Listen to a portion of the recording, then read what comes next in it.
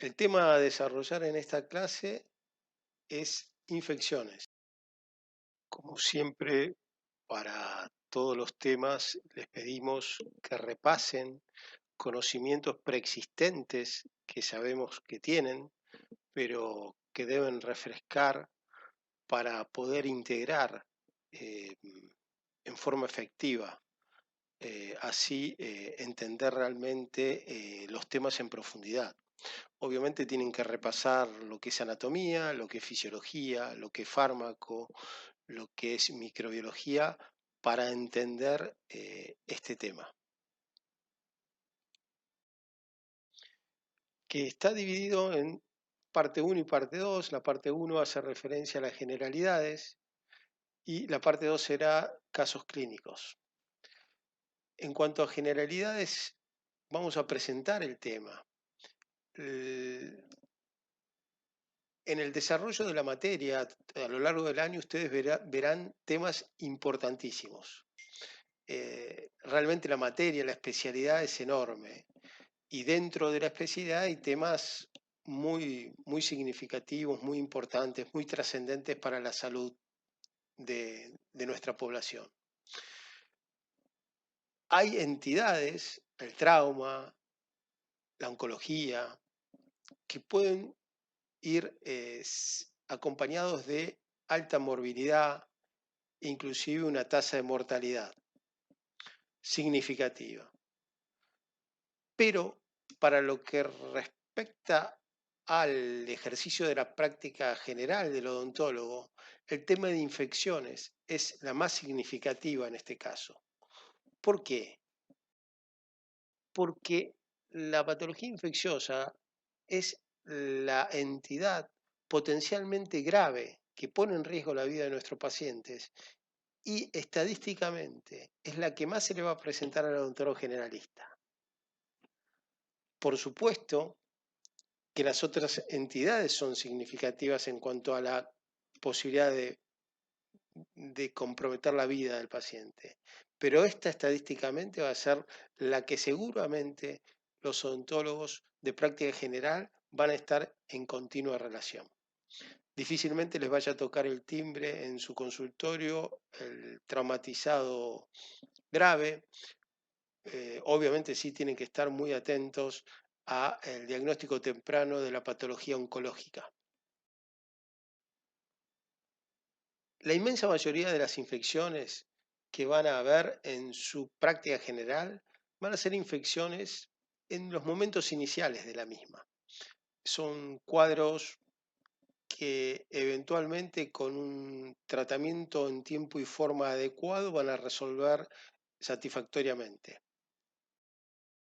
Los casos graves van a tener en común un relato donde por falta de consulta temprana, o sea, el paciente se deja estar, se automedica o no hace nada, o porque consulta y no es tratado en tiempo y forma, la evolución de la infección va agravándose. Esto puede ser, como ya dije, por falta de consulta o porque se lo trata inconsistentemente, por ejemplo, se lo medica con antibiótico-terapia, inclusive a veces le dan corticoides, pero no hacen la eliminación del foco. Entonces el tratamiento es parcial. Ese es el relato habitual en las infecciones graves. Un tiempo de evolución donde no se lo trató adecuadamente.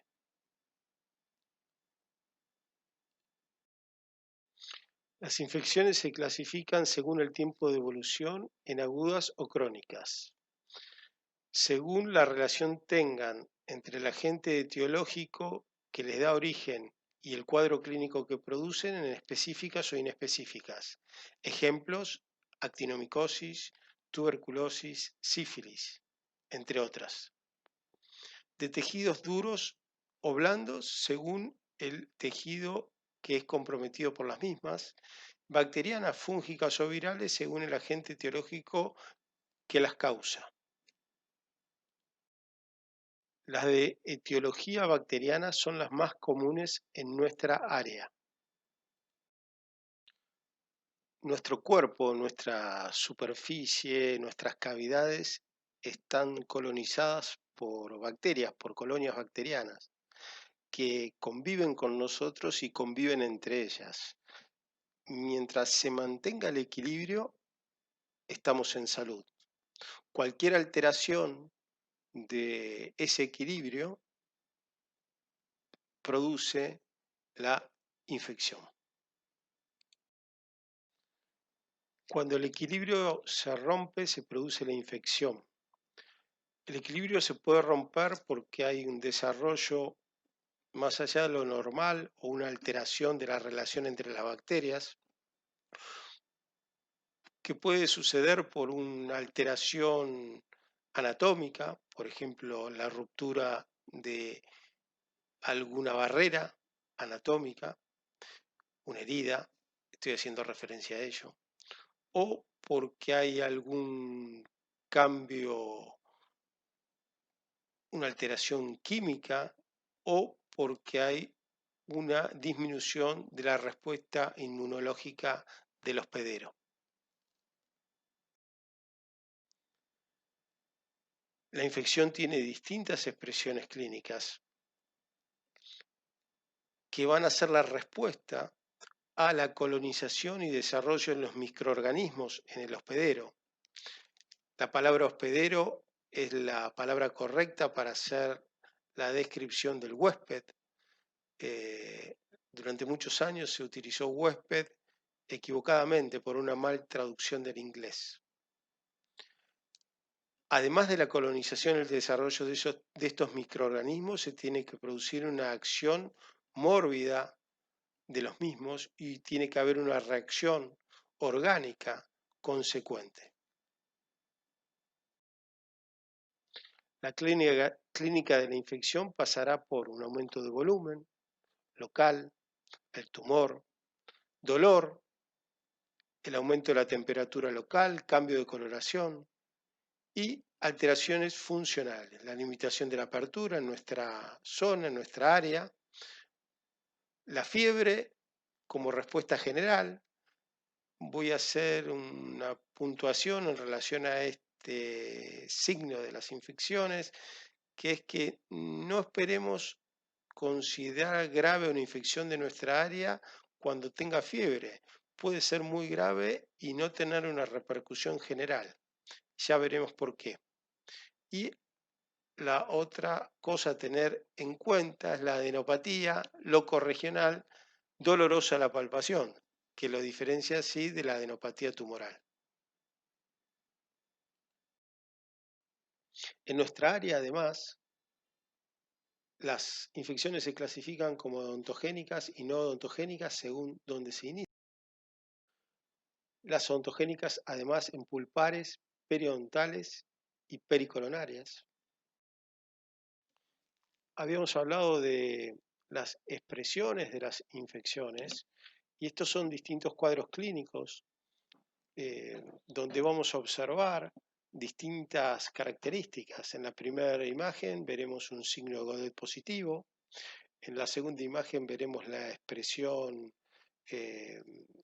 de dolor y limitación de la apertura, una situación antálgica, no es una traba verdadera, sino que este trismus es una situación de limitación por dolor. Esto nos tiene que dejar bien claro para después la instauración de nuestro tratamiento, saber que esto no puede ser una limitación en nuestras maniobras. Y después este caso clínico donde observamos un aumento de volumen más localizado, con otro tipo de evolución.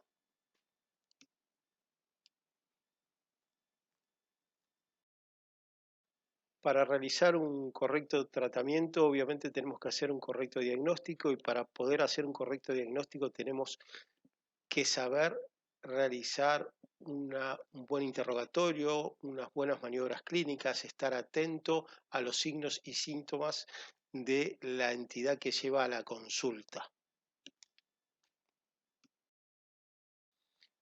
Esta es una paciente que vino a la consulta aproximadamente hará 20 años. Era una paciente de 41 años de edad, sin antecedentes clínicos significativos.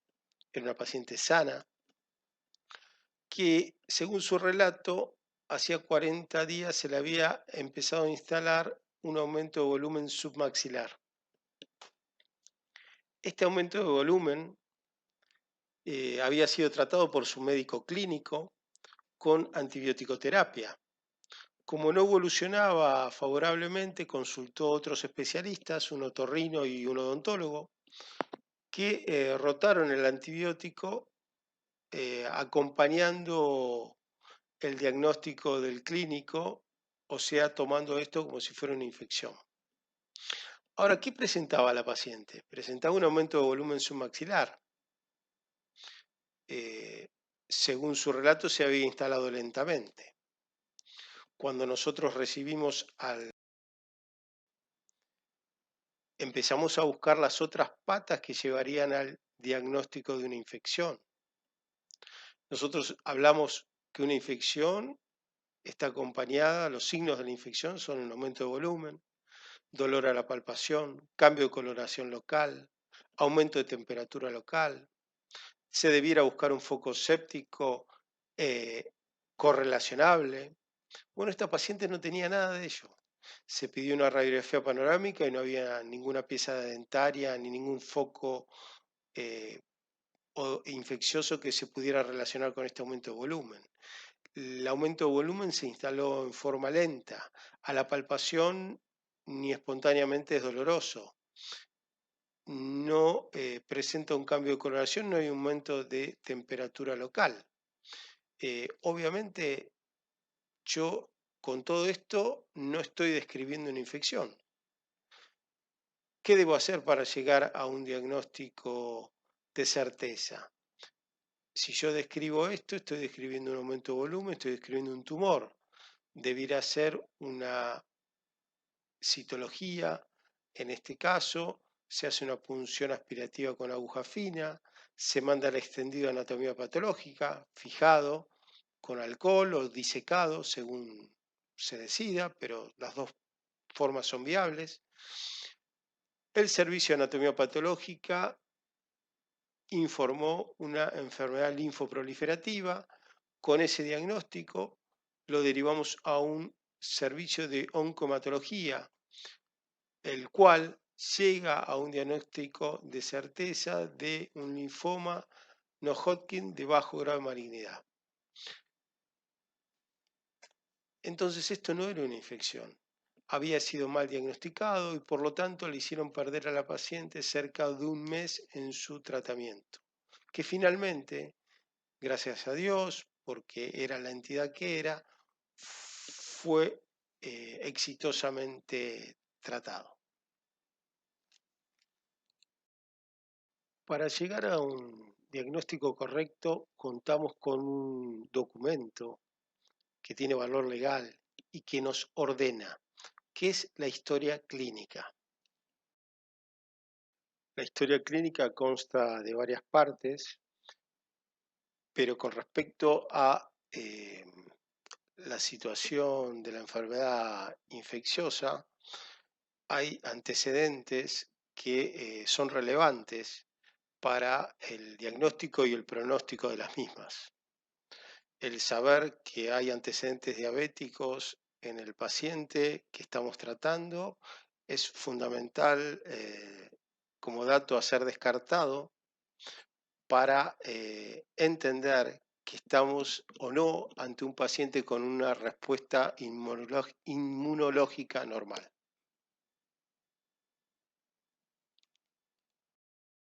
En los antecedentes personales, el descartar que haya tenido fiebre reumática es importante para saber que no estamos ante un paciente que puede tener una lesión valvular.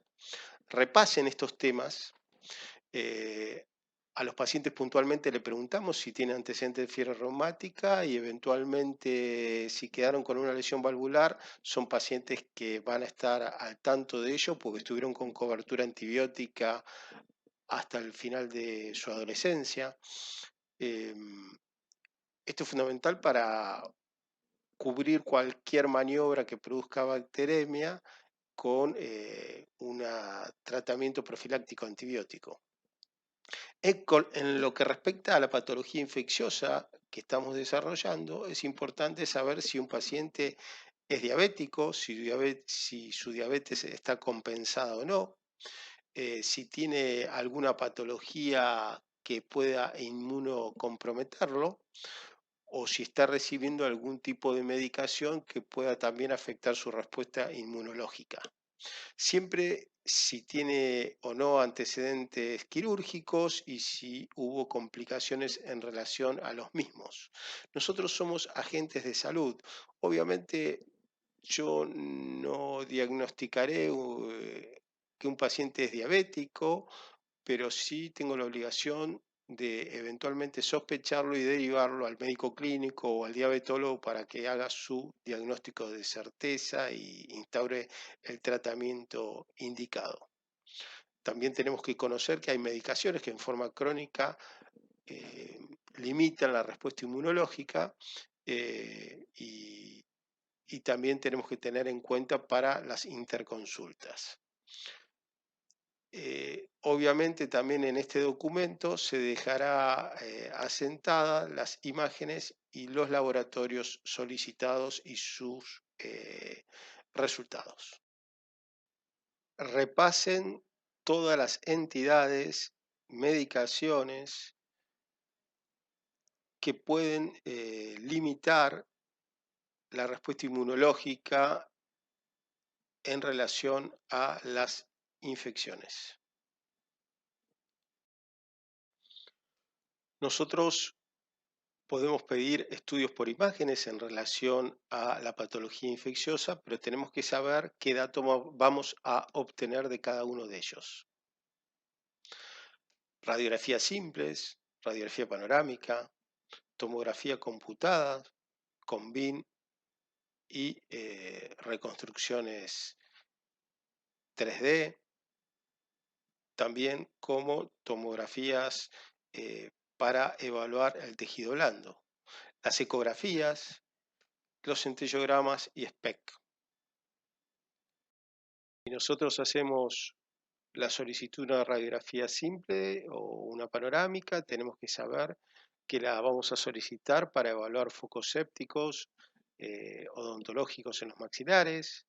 Las tomografías computadas nos darán datos en cuanto a la pérdida de solución de continuidad de las corticales, por ejemplo en las tomografías con BIM, pero también podríamos obtener datos del avance de la infección en profundidad. La resonancia nuclear magnética también me puede dar datos para evaluar los tejidos blandos y su compromiso de colecciones en profundidad. Las ecografías, que es un estudio no radiante, barato y accesible, también me puede dar datos de colecciones. El centellograma y el SPEC, que quedarán limitados para ser utilizados en lo que respecta a las infecciones para aquellas que comprometen el tejido duro, el hueso. Dentro de los exámenes de laboratorio que vamos a solicitar están los estudios hematológicos, anatomopatológicos y microbiológicos. De los estudios hematológicos buscaremos obtener datos con respecto a la respuesta inmunológica. A ver, por ejemplo, número y cantidad y calidad de los blancos, o sea, el recuento cual y cuantitativo de los mismos, la eritrosedimentación, la glucemia. Esos son datos significativos en relación a la patología infecciosa. Dentro de los estudios anatomopatológicos se está haciendo referencia a aquel material obtenido que se envía a anatomía patológica para el diagnóstico, por ejemplo, de una osteomeritis. Los estudios microbiológicos son el material que obtenemos, mandamos al laboratorio de microbiología con todos los cuidados en cuanto al medio de toma y transporte al laboratorio, con el objetivo de llegar a un diagnóstico del microorganismo que está causando la patología infecciosa y su susceptibilidad a los distintos tipos de antibióticos que podemos instaurar en su tratamiento. ¿Cuál es la importancia del odontólogo general como agente de salud en relación a las infecciones? Fundamental. El odontólogo generalista tiene que actuar en la prevención primaria y secundaria de las infecciones. Se entiende prevención primaria a toda la educación que produce el odontólogo como agente de salud con sus pacientes y con la comunidad. ¿Para qué? Para que justamente el paciente informado, la comunidad informada, consulte rápidamente ante los signos de infección que se le pueden presentar. Nosotros habíamos hablado al principio de esta presentación de un relato común en las infecciones graves y era que se le había dado mucho tiempo de evolución a las mismas. Se iniciaban como infecciones banales, quedándole un tiempo de evolución, no tratándolas en tiempo y forma, se producían su complicación. Bueno, justamente uno de los factores relevantes en esto era un paciente no informado que minimizaba esa situación inicial. Y la prevención secundaria hace referencia a todas las maniobras que el profesional odontólogo realiza en relación a las infecciones iniciales. La instauración de la eliminación del foco rápidamente, la instalación de un tratamiento antibiótico consecuente e indicado, utilizando drogas en dosis, intervalo de dosis correctas, y el eventual drenaje de ser necesario según veamos qué cuadro infeccioso se presenta a la consulta. Habíamos hablado que la infección era la ruptura del equilibrio. La ruptura del equilibrio entre los microorganismos y el hospedero, el microambiente, producía la infección. Obviamente, para que se produzca este desequilibrio tiene que haber alguna alteración. Hay distintos factores que pueden romper ese equilibrio. Uno corresponde a los microorganismos, otro corresponde al hospedero. La respuesta inmunológica es la respuesta del el hospedero en relación a la proliferación de las bacterias. ¿Cuáles son los factores que pueden alterar esa respuesta inmunológica? Entre tantos otros, los más significativos, la diabetes mellitus. La diabetes, repasen este tema, diabetes tipo 1, tipo 2, ustedes saben, repasen el porqué del compromiso de respuesta inmunológica, la importancia de saber que este paciente diabético está compensado o no. Ustedes tienen que saber que se considera casi un 10% de la población argentina tiene algún tipo de diabetes, o sea que es una entidad muy significativa estadísticamente. El paciente HIV. El paciente HIV, por definición, es un paciente inmunosuprimido, pero claro, hoy en día el que está en tratamiento en forma correcta es un paciente crónico que es absolutamente normal en su respuesta inmunológica. Pero bueno, saber que está realmente eh, tratado correctamente es importante. Y estar atento a cualquier cambio o instalación de patología infecciosa en un paciente HIV porque puede ser señal de que se haya producido algún tipo de alteración en su respuesta inmunológica. El paciente que estuvo con tratamiento crónico con corticoides, no aquel que recibió un corticoide de depósito por un posoperatorio como antiinflamatorio. Estamos hablando de pacientes que han recibido corticoides en forma crónica. Esto son pacientes generalmente con patología autoinmune o aquellos que han tenido trasplante de órganos. Estos son pacientes que tienen una respuesta inmunológica comprometida. Pacientes con tratamientos oncológicos, sepan que los tratamientos oncológicos complican la respuesta inmunológica, ni que hablar de los pacientes oncohematológicos, donde el tratamiento fundamentalmente radica en sesiones de quimioterapia que llevan a la neutropenia, a la aplasia medular, porque justamente allí se encuentra el cáncer. Pacientes con malnutrición, ustedes piensen que los anticuerpos son proteínas. El paciente malnutrido va a tener carencia de proteínas y por lo tanto va a tener una respuesta inmunológica limitada o comprometida, y después hay entidades con nombre y apellido que son estadísticamente poco significativas, pero sepan que existen y son inmunodeficiencias primarias. ¿Por qué hacemos tanto hincapié en la importancia de saber si estamos ante un paciente con su respuesta inmunológica normal o alterada, por la razón que sea? Y busqué ejemplificarlo gráficamente para que les quede marcado. Estos son dos expresiones clínicas de una patología súper común como es un herpes simple en pacientes con una respuesta inmunológica normal. Herpes simple, ¿qué podemos decir del herpes simple? Empieza con prodromos, sensación de picazón, ardor. El paciente ya sabe lo que viene porque esto se le reitera.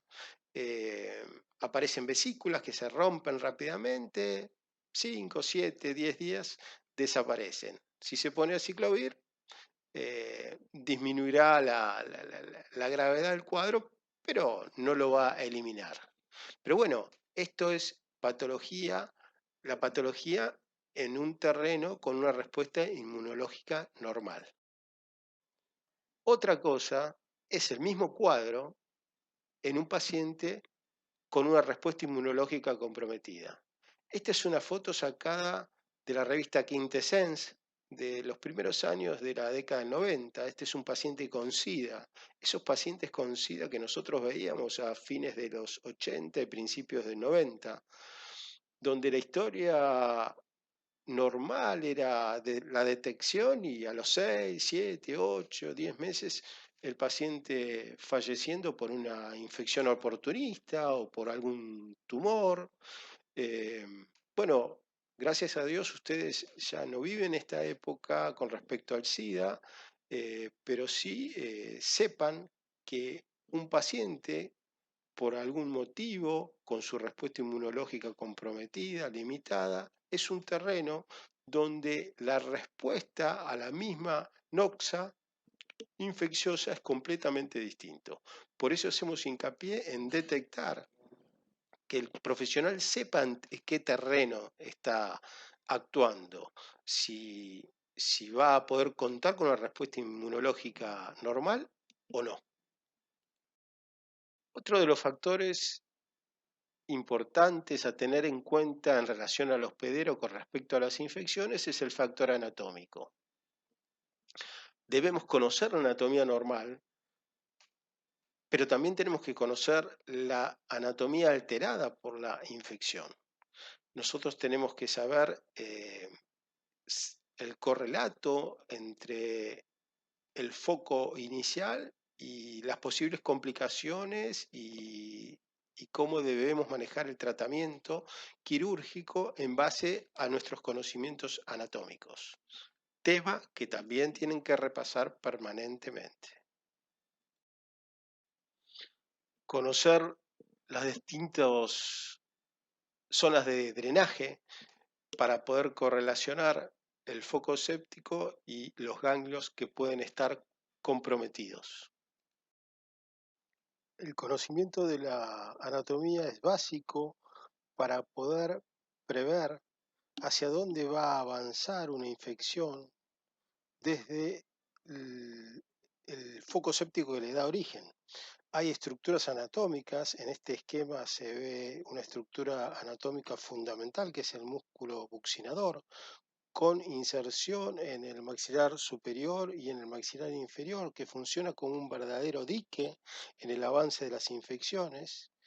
eh, y que llevará a expresiones clínicas diferentes si es por fuera de el mismo o por dentro.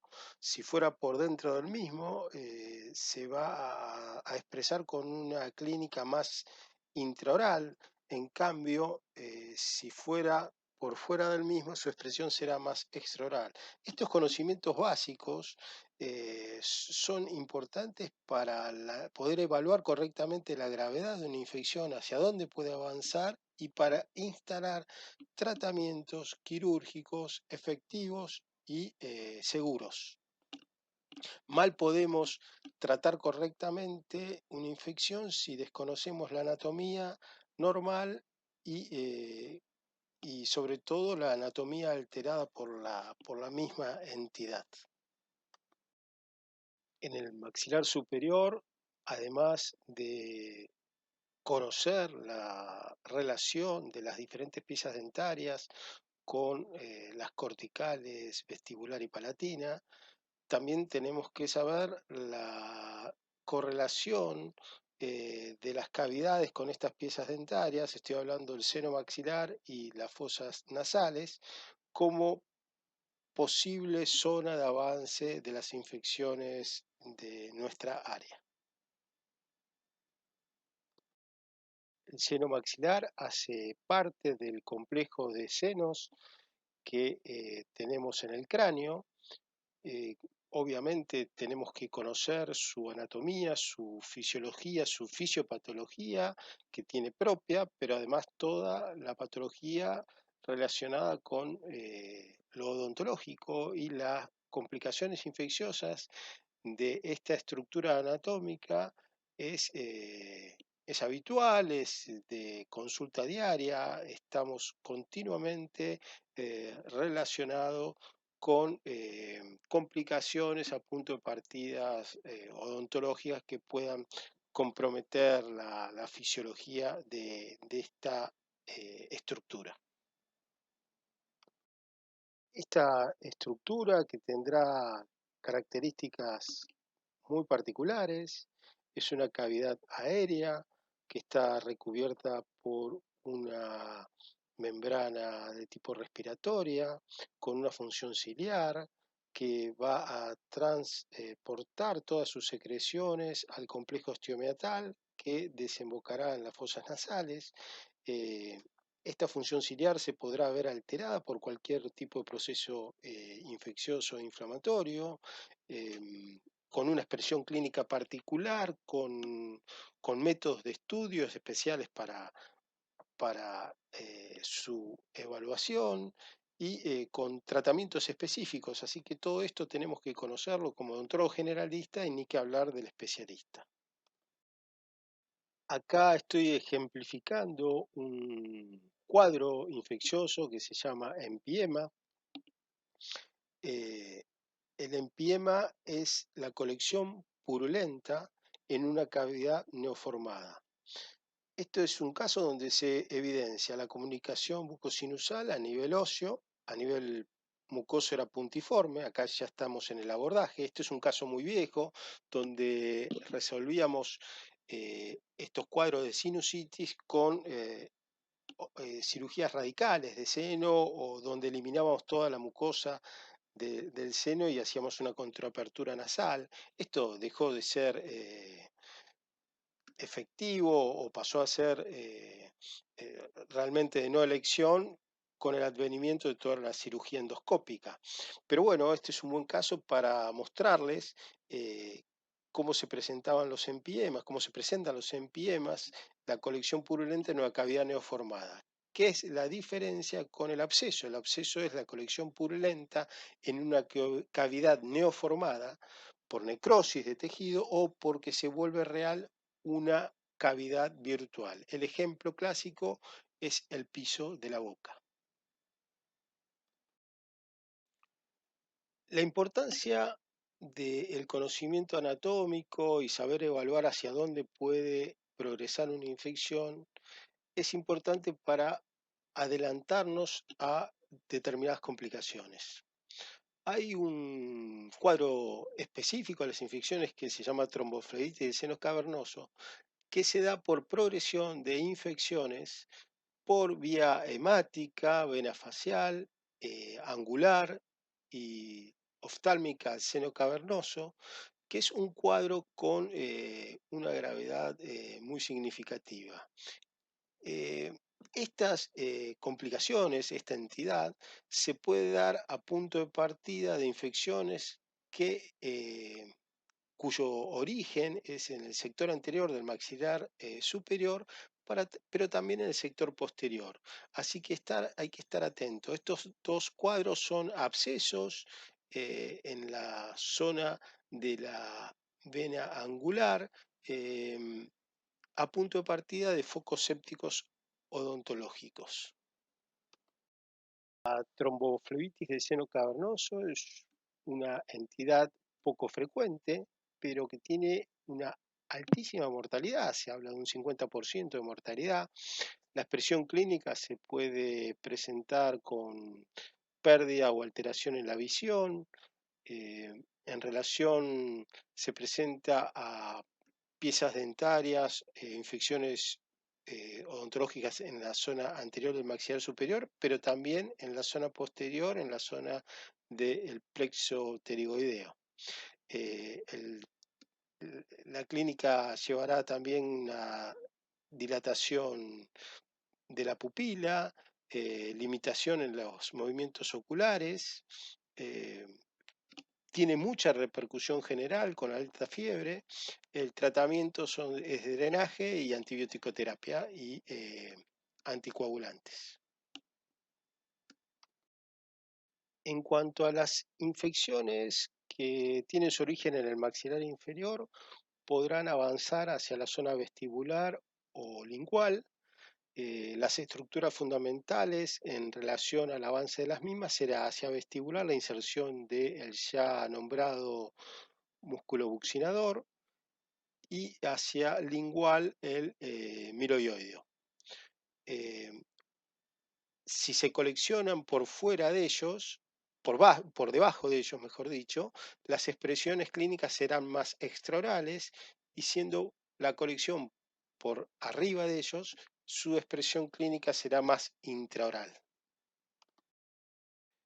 En el piso de la boca tenemos que tener en cuenta diferentes entidades anatómicas, la inserción del músculo miroioideo, la inserción de los músculos geni.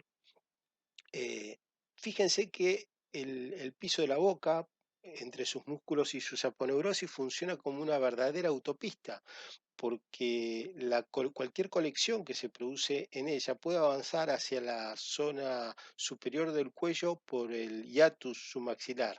Ahí tienen que repasar mucha anatomía, cómo está formado el hiatus, qué pasa por el hiatus submaxilar, qué espacios comunican, porque las infecciones en esta zona son de rápido avance hacia la zona del cuello. Cuando nosotros hablamos de la gravedad de las infecciones, la evaluación de la gravedad de las infecciones, al principio de la charla marqué que a veces no había mucha repercusión general, no tenía mucha fiebre el paciente, o no tenía fiebre, y sin embargo estábamos ante una situación de extrema gravedad. Y esto es por una situación anatómica. Si nosotros tenemos una infección, un avance, un efecto masa en el cuello, se compromete la vía aérea del paciente, con lo cual quizás no tenga mucha repercusión general con fiebre, pero sí estamos un paciente ante la situación de muerte inminente por una cuestión de asfixia, una, una cuestión mecánica. Entonces, estar atentos que focos sépticos en la zona posterior del maxilar por una situación anatómica, ustedes vean en esta radiografía panorámica, cómo si agusan la visión van a ver una imagen lúcida en relación a una pieza dentaria tratada endodónticamente, que empezó con clínica y, y realmente una situación de una infección en esta zona me preocupa si conozco anatomía. ¿Por qué? Porque yo sé que la tabla más débil es la lingual, con lo cual cualquier proceso infeccioso va a ganar rápidamente el piso de boca. Y yo sé que el piso de boca es una autopista, porque son todos espacios virtuales que se convierten en reales en relación a una colección, y rápidamente esto va a avanzar por el hiatus hacia la zona anterior, superior del cuello, y produciendo compresión en la vía aérea. Entonces, por una situación anatómica, yo sé que esto tiene un pronóstico de mucho más cuidado que si tuviera, por ejemplo, una infección en el maxilar inferior en la zona anterior, donde yo sé que la tabla más débil es la vestibular y eventualmente podrá producir un absceso vestibular en la zona mentoniana o la zona vestibular del sector anterior, que es un avance en la infección que me da mucho más tiempo y no me dará mayores complicaciones, o tardíamente me va a dar complicaciones severas.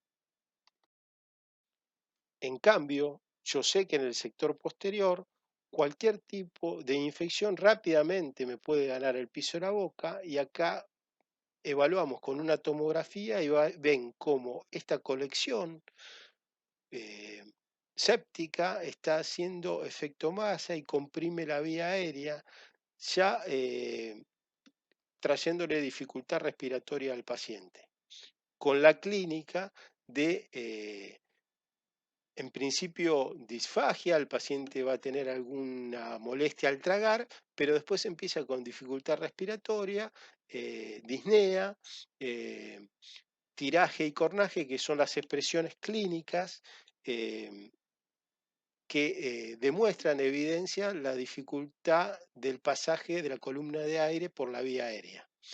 Tiraje hace referencia a todo el movimiento extra, el esfuerzo que realiza el paciente para producir presión negativa para que ingrese la columna de aire, y cornaje será el ruido que produce esa columna de aire al introducir, al entrar por una vía aérea disminuida en su calibre.